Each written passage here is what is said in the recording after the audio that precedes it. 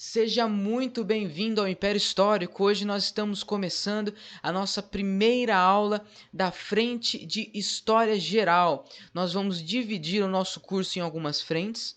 A primeira é a frente de História Geral, a segunda é a frente de História do Brasil e teremos também as disciplinas de Geografia e também as específicas de Humanidades, que são Filosofia, Sociologia, e teremos também Artes e um pouco de música, é claro.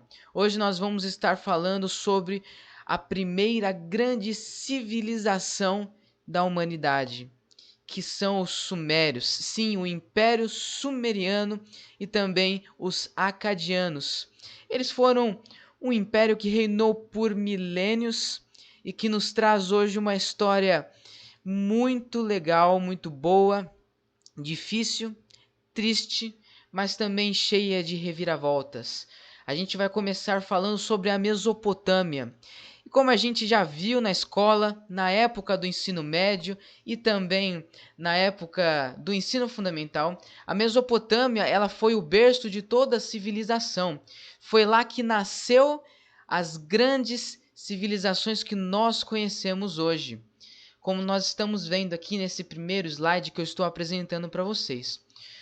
Nós lemos aqui, então, nesses dois trechos, que os sumérios foram o primeiro povo a habitar essa região. Para quem não lembra, a Mesopotâmia ela também é chamada de Terra entre dois rios. E esses dois rios se chamavam Tigre e Eufrates. Os mesmos rios que são citados lá na Bíblia como o lugar onde se localizava o Jardim do Éden. Nós não sabemos exatamente onde ele ficava, mas cremos que ele está naquela região ali. E foi ali que os primeiros seres humanos se estabeleceram e também criaram as suas comunidades, evoluíram para o que hoje nós podemos chamar de Iraque. Aquela região ali está ali no Oriente Médio e temos o país atual que governa a região é o Iraque. O atual Iraque, compreendido entre o rio Tigre e o rio Eufrates. O motivo da sua chegada ainda é ignorada, mas provavelmente tenha sido a falta de comida e água, ou seja, a chegada do povo naquela região, do ser humano. Além da água e da comida encontrados em abundância na região, outro fator que explica essa sedentarização dos sumérios era a segurança com que eles viviam. Ali eles tinham uma terra muito fértil, um lugar onde eles podiam plantar sem preocupações, muito diferente do que eles viam nas planícies lá da Rússia e também no Egito, uma terra que era árida, desértica, mas também tinha suas vantagens. Mas quando eles olharam para a Mesopotâmia, eles viram aqueles terrenos encharcados. Eu acho que eles devem ter pensado: ô terra boa para plantar, ô terra boa para colher. E é ali que os sumérios se estabeleceram, porque aquela área era cercada de grandes cadeias montanhosas ao norte e ao oeste, pelo Golfo Pérsico ao sudoeste, e pelo deserto da Síria ao sul e leste. Nós temos algumas coordenadas que nos mostram ali onde que a Suméria estava posicionada geograficamente. Aqui nós temos também um mapa da Mesopotâmia. A gente vê ali os três grandes impérios que reinaram. Nós temos o primeiro, que é a Suméria, que reinou até o terceiro milênio antes de Cristo, e que se compreende ali as cidades de Ur, que muito tempo depois foi conquistada pelos caldeus, e um pouco antes, logo no final do Império Sumeriano, conquistada pelos amoritas, que nós vamos ver um pouco mais para frente. Nós temos a cidade de Ur, Lagash, Uruk, Babilônia e a Acádia. A Acádia também foi centro de um grande império que foi o Império Acadiano, que também fez parte do Império Sumeriano. Então nós vamos pensar e compreender esses impérios como sendo um só, mas já sabendo que eles tiveram diferenças, tanto na parte religiosa, cultural e também entre diversas outras coisas, mas nós podemos entender como uma cultura que foi que por muitos anos se juntou e deu origem aos sumérios que nós conhecemos. Temos também ali uma parte do Império Babilônico, que reinou ali a partir do segundo milênio antes de Cristo, cidades que compreendiam ali a cidade de Mária, que também foi um grande centro comercial, ficava à beira do rio Eufrates. Nós temos também ali, já compreendendo uma porção de terra maior, o Império Assírio, que reinou ali a partir do primeiro milênio antes de Cristo, que compreendia já uma grande quantidade de terra, como cidades como Nínive, Assur, Biblos, Sidom e Tiro, que faziam parte já da conhecida Fenícia, e também uma boa parte de Israel e do que compreendemos hoje ser a Cisjordânia. Então ali nós podemos ver um pouco mais ao sul, ou melhor, a sudoeste, o deserto arábico. Passando aqui, nós vamos entender que a partir desse terceiro milênio, que foi quando os sumérios eles ganharam importância na região, ali começou a se estabelecer grandes centros comerciais, cidades e algumas cidades que já se haviam desenvolvido na região. A maior entre elas era a cidade de Ur, que tinha uma população de cerca de 40 mil habitantes. E ali no centro de Ur, nós tínhamos um enorme zigurate. Esse zigurate ele permanece lá até hoje. Ele já tem um nome diferente, a cidade que nós vamos ver mais para frente. E por mais deteriorado que ele já esteja, ele ainda compreende e nos mostra um pouco do que era a cidade de Ur naquele tempo. Ele foi governado, a cidade foi governada pelo seu último rei, Ibsim, que foi antecedido no trono pelo seu pai, o Sussim. E durante esse reinado, o Império Sumério foi atacado repetidamente pelos Amoritas. Ele não foi conquistado pelos Amoritas, claro que depois, em uma aliança com os Elamitas, Ur foi conquistada, mas nós vamos ver ali que a liderança de Ibsim não foi muito boa, e os elamitas declararam sua independência e começaram a atacar e conquistaram a cidade de Ur, trocando ali as suas divindades, principalmente pelo culto a Marduk, um deus que se estabeleceu ali e passou ali até o Império Babilônico, se transformando depois, posteriormente, com a expansão desse império para a Europa, em Thor, e também depois, com o sincretismo religioso, transformou-se em alguns outros deuses que nós conhecemos das antigas mitologias. Então Marduk foi apropriado pela tradição nórdica e se tornou Thor, exatamente.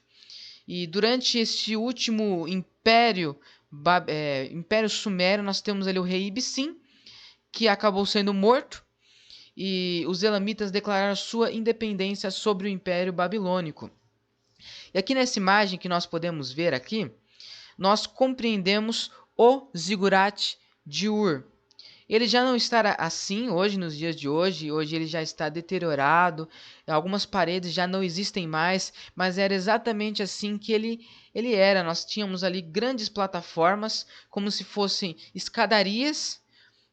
Eram ali 4 no caso, do zigurate de Ur, a primeira plataforma, a segunda, a terceira, e no último nós tínhamos o santuário, em que era adorado ali principalmente a deusa Inanna, que se transformou na Ishtar, que depois posteriormente foi adequada à mitologia grega como a deusa Afrodite. Assim como Marduk se adequou e se transformou Thor, e na mitologia grega ele se transformou Zeus, nós vemos aqui Inanna se transformando em Ishtar e depois se transformando na Afrodite, e posteriormente ali se expandindo para os reinos pagãos como os celtas. Temos ali grandes escadarias, a tríplice escalinada de acesso, os acessos principais que levam até o santuário. O único que podia entrar no santuário era o sumo sacerdote para adoração a Inanna. E também nós tínhamos o casamento sagrado, que era realizado entre o rei e uma sacerdotisa de Ur. Então eles eram os únicos que tinham acesso permitido em alguns momentos do ano para celebrar essas divindades da cidade de Ur. Essa imagem nós vemos como está o zigurate de Ur nos dias de hoje. Ainda é maravilhoso. Eu confesso que eu gostaria de visitar um dia essa cidade. É Makha, o nome desse lugar. E nós vemos aqui algumas escadarias que ainda existem. Não temos mais o santuário, mas temos ali a primeira plataforma, como nós vimos no slide anterior. Nesse próximo slide, nós vamos estudar um pouco da escrita dos sumerianos. Eles desenvolveram ao longo dos séculos uma escrita que foi chamada de cuneiforme. E o cuneiforme, ele eram alguns riscos que eram utilizados na argila de uma forma mais chula. E nós vamos ver aqui de uma forma mais interessante com esse trecho. Acredita-se aos sumérios a invenção do sistema cuneiforme de escrita. Caracteres em forma de cunha. A cunha é assim, que foi utilizada por toda a Mesopotâmia e povos vizinhos. E depois ali se expandiu até a Fenícia. Sabemos que os fenícios foram grandes povos que estabeleceram ali a oeste da Mesopotâmia, mas também teve grandes influências tanto na sua religião e também na escrita cuneiforme. Com o tempo, os cuneiformes passaram a ser escritos em tábuas de argila, nos quais os símbolos sumérios eram desenhados com um caniço afiado chamado estilete. O caniço ele era como se fosse um pequeno instrumento de pau em que eles iam moldando ali os escritos, as cunhas, que depois se transformavam na escrita. As impressões deixadas pelo estilete em forma de cunha, razão pela qual sua escrita terminou sendo chamada de cuneiforme, que é a cunha, que era o formato de cunha. Nós temos aqui nessa imagem uma representação da escrita cuneiforme. Esses riscos e traços é aquilo que eles entendiam, fazia parte da linguagem e era conhecida pelos mesopotâmios, pelos sumérios e também pelas regiões vizinhas. Tínhamos os assírios que já existiam na região, os fenícios que posteriormente criaram um império um pouco mais forte. Nós tínhamos também os povos caldeus que viviam onde hoje é Israel. E nós temos ali um grande sincretismo dessa cultura, desses povos que utilizavam de uma mesma escrita. Claro que em formas, em formatos diferentes, mas sempre tinham algo em comum. Também temos que destacar a agricultura como uma das principais formas de economia naquele tempo na região da Suméria. Os sumérios eles mantinham produções de cevada, grão de bico, lentilha, ervilha, milhete, trigo, nabo, tâmara, cebola, alho, alface, alho poró e mostarda. A tâmara ela era exportada principalmente das áreas onde os caldeus viviam, que é hoje a atual Cisjordânia e Israel. Quando nós olhamos ali para a Bíblia Sagrada, e ela cita ali como Israel sendo a terra que emana leite e mel, o mel na qual a Bíblia se refere, historicamente está associado à tâmara, porque a tâmara ela tem um tipo de mel dentro dela que é muito doce e é comercializado na região de Israel e da Cisjordânia até os dias de hoje. Então fazia parte da agricultura da Mesopotâmia. E nós vamos ver aqui uma grande troca econômica, uma troca comercial entre essas regiões. Eles também criavam bovinos, carneiro, cabra e porco. Além do mais, a cabra, ou melhor, o leite de cabra, era abundante na região da Suméria. E além disso, eles usavam bois como opção principal no trabalho de carga e burros como animal de transporte. Os sumérios pescavam, caçavam aves selvagens ao longo dos grandes rios, que eram o Tigre e o Eufrates. A comida geralmente era abundante, por isso as populações cresciam cada vez e mais. E mesmo com a invasão elamita no território ali da Mesopotâmia, com a conquista da capital, que era Ur, a população continuou a crescer e continuou-se esse grande fluxo comercial e econômico na região. Aqui eu trouxe para vocês uma imagem que vai mostrar os antigos sumérios no seu trabalho com o gado. Nós vamos ver aqui representações de cabras, de bois e também de outros burros que eram usados no plantio, na colheita e no transporte desses vegetais. E vamos passar para o próximo ponto, que é um dos mais importantes dessa aula. Nós vimos aqui sobre os sumérios, sobre a sociedade em que eles viviam, sobre o quão importante era aquilo que eles faziam naquela região. E também um pouco depois, lá por volta de 1700 a.C., já posterior ao final do grande império sumério, nós vamos ver ali um rei chamado Hammurabi, que criou o Código de Ética, um dos mais antigos códigos penais, vamos dizer assim, da humanidade. E chamamos ele de olho por olho, dente por dente. É uma forma da qual nós conhecemos ele nos dias de hoje. O Código de Hammurabi representava o conjunto de leis escritas, sendo um dos exemplos mais bem preservados desse tipo de texto que era da Mesopotâmia. Acredita-se que ele foi escrito pelo rei Hammurabi por volta de 1772 a.C. Ele foi encontrado numa expedição francesa lá em 1901, nessa mesma região da antiga Mesopotâmia, correspondente à cidade de Susa, que fica ali no sudoeste do Irã, ou Irão, naquela região onde está o Iraque e esses países de origem ali do Império Sumério. Os artigos do Código de Hammurabi descreviam casos que serviam como modelos a serem aplicados em questões semelhantes. Para limitar as penas, o Código anotou o princípio de talião, sinônimo de retaliação. E por esse princípio, a pena não seria uma vingança desmedida, mas proporcional à ofensa. Ou seja, se eu arranquei o olho de alguém, o meu olho também vai ser arrancado. Se eu cortei o braço de alguém, então o braço daquela pessoa também seria arrancado, o meu também. E apesar disso, podemos imaginar um roubo de gado. Se alguém roubasse uma cabra minha, também essa pessoa teria o direito de roubar, eu teria o direito de roubar uma cabra dessa pessoa. Então era uma troca, certo? Não era uma vingança desmedida, mas era algo proporcional à ofensa cometida. Tal princípio é resumido pelo ditado que conhecemos até os dias de hoje: olho por olho, dente por dente. Nós temos aqui uma representação do Código de Hammurabi. Ele está em um museu e nós podemos observar que ele foi escrito na forma cuneiforme, na forma de cunha que era utilizada pelos sumérios, até mesmo depois dessa grande evolução, dessa grande, como eu posso dizer, desse grande caminho que os sumérios cursaram ao longo dos séculos. Essa escrita continuou a ser usada nos tempos de Hammurabi por muitos séculos após ele. Nós temos agora duas questões que eu gostaria de resolver com vocês, que foram parte de Enem, dos Enems e do Enem 2020, recentemente aplicado. Nós temos uma questão que levou em conta o Império Sumério. Vamos ler e vamos resolver juntos essa questão e mais uma outra.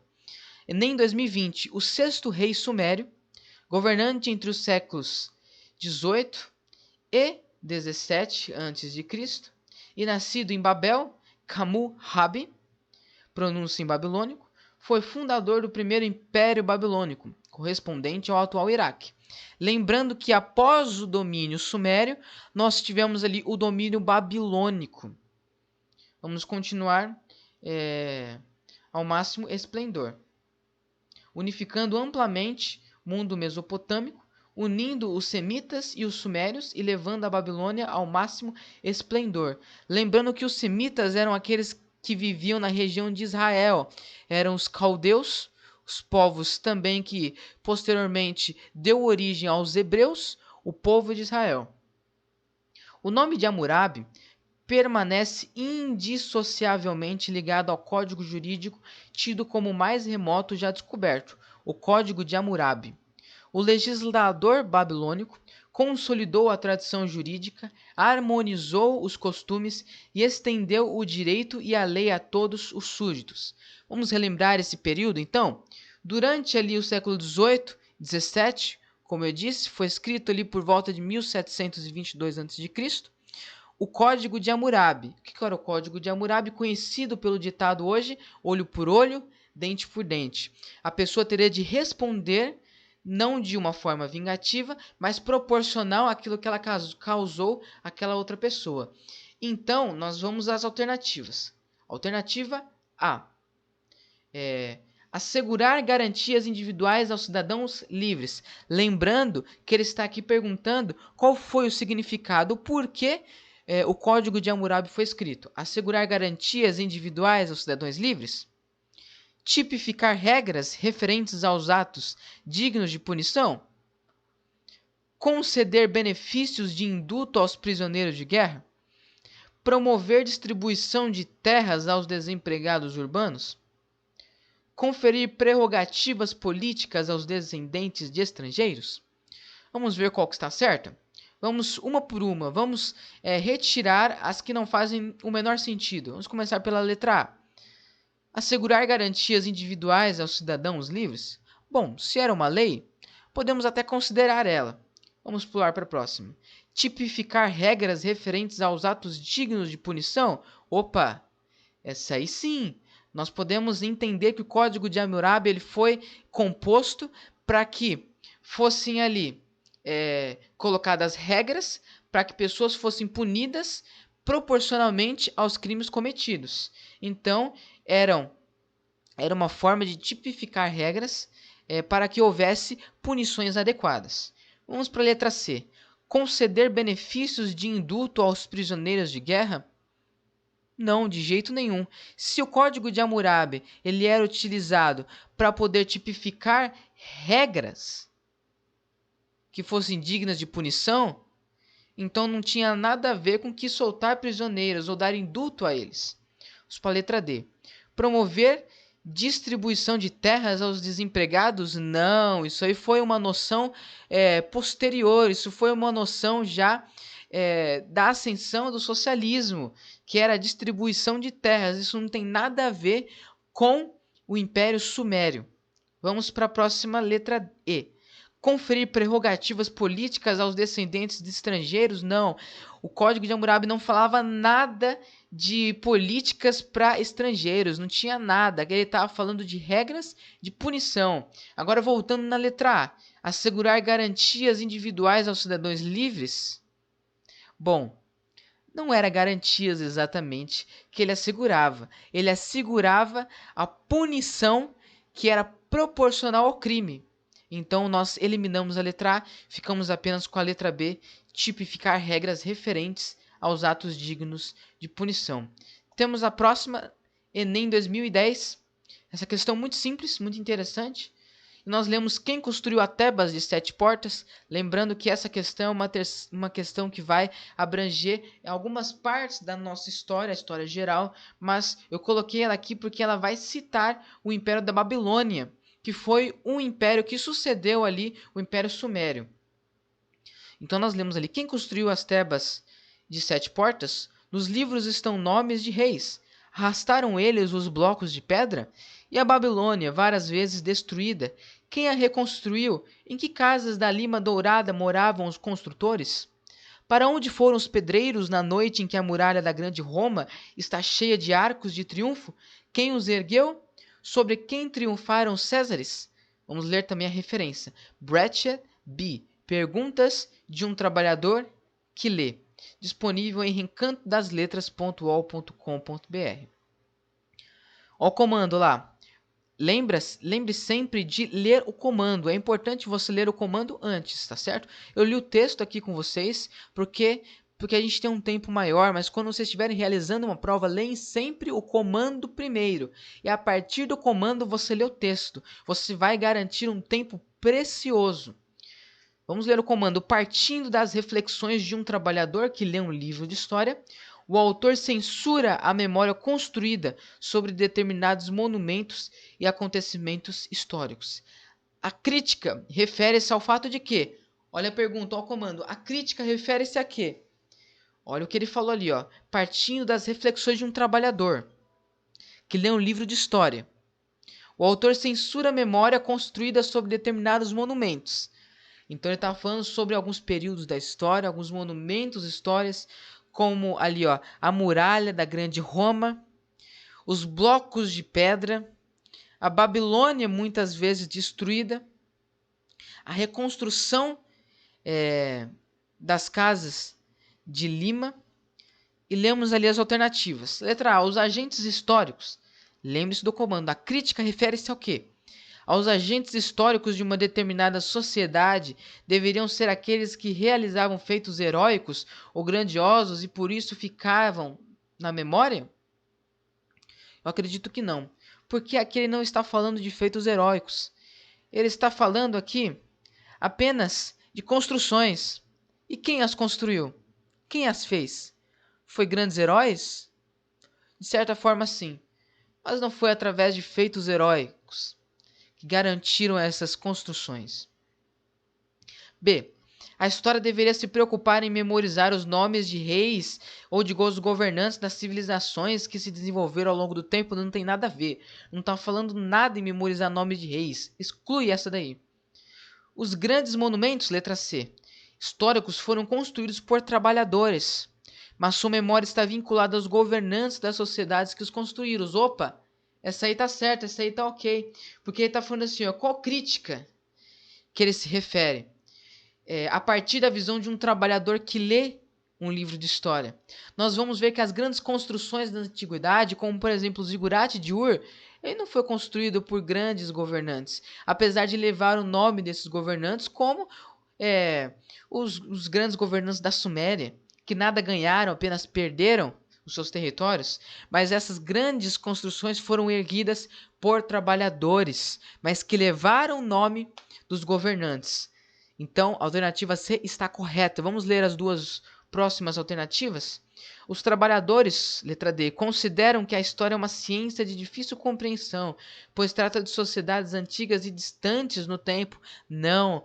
Por mais que estejam, de fato, historicamente distantes no tempo, elas estão muito próximas através dos achados históricos. Então, isso não tem nada a ver com o que a gente está abordando aqui. Letra E. As civilizações citadas no texto, embora muito importantes, permanecem sem terem sido alvos de pesquisas históricas. Como assim? Nada a ver. O Império Romano é até hoje um dos mais estudados pela história. A Babilônia também é muito estudada. Então, existem muitos arquivos históricos sobre essas civilizações. Então, nós ficamos com a letra C. Os grandes monumentos históricos foram construídos por trabalhadores, mas sua memória está vinculada aos governantes. A partir desse trecho, nós vemos que durante tantos anos de história, as grandes construções, como as pirâmides do Egito, não foram construídas pelos seus faraós, mas foram construídas por trabalhadores, que deram seu suor construí-las, e para deixá-las até hoje em pé, como nós a vemos. Assim como o jardim suspenso da Babilônia, que hoje infelizmente não existem mais, como o zigurate de Ur, que nós acabamos de ver. Espero que essa aula possa ter te ajudado, e aqui vai o meu muito obrigado. Continue nos acompanhando o Império Histórico para mais aulas. Na aula que vem, nós iremos falar sobre o Antigo Egito, um império maravilhoso e cheio de história para contar. Muito obrigado pela sua presença. Até mais.